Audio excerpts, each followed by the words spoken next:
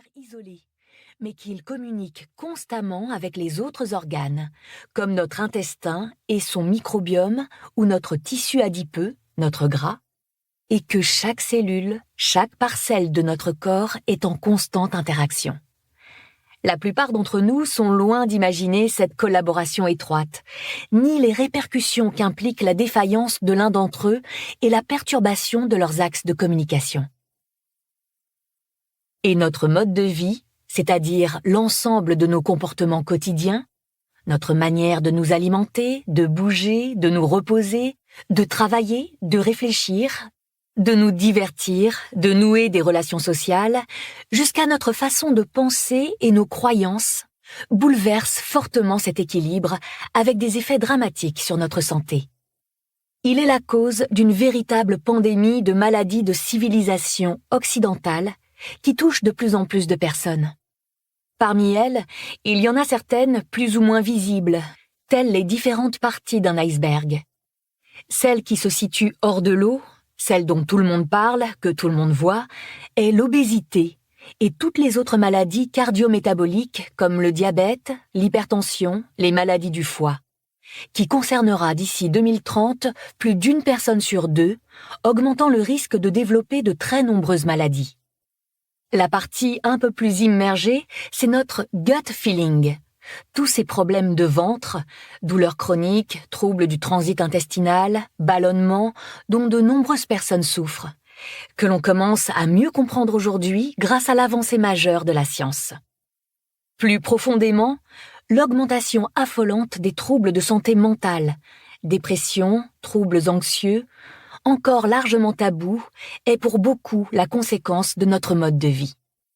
Enfin, sous l'eau, ce dont trop peu d'entre nous se doutent, c'est que ce mode de vie influence même nos capacités intellectuelles et le risque de développer des maladies neurodégénératives graves qui nous volent nos plus beaux souvenirs et notre autonomie et qui ne se soignent pas encore, comme la maladie d'Alzheimer.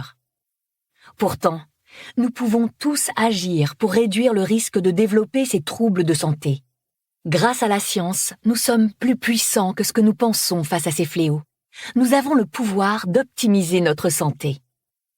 Cela peut vous sembler compliqué au premier abord, surtout dans un monde où nous sommes matraqués de conseils et de solutions prétendument magiques.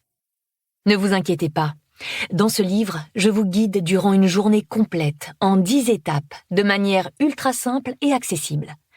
Vous saurez comment améliorer votre routine d'éveil pour faire le plein d'énergie et de bonne humeur, comment optimiser la composition de votre premier repas pour contrôler votre appétit et votre poids et nourrir votre motivation, comment stimuler votre cerveau pour booster ses performances et prévenir son déclin, comment entraîner vos muscles pour qu'ils vous soutiennent jusqu'au dernier jour.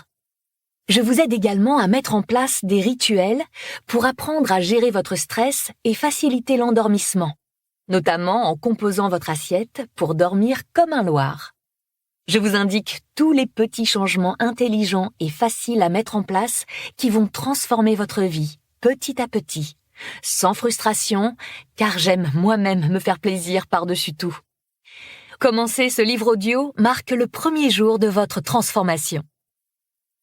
Avant d'aller plus loin, je tiens à dire que changer d'habitude n'est pas facile. Ce n'est pas qu'une question de volonté. Je vous invite à prendre soin de vous avec une immense bienveillance. Ce processus prend du temps et il faudra modifier vos habitudes très progressivement pour qu'elles puissent s'installer dans de bonnes conditions. Il n'y a pas de hâte à avoir, au contraire. Certains auront besoin de quelques semaines, d'autres de plusieurs mois. Je serai là comme un guide à vos côtés. Et puis, votre nouveau mode de vie pourrait désarçonner les personnes de votre entourage. Il vous faudra les considérer avec la même bienveillance et peut-être, qui sait, les aider à votre tour.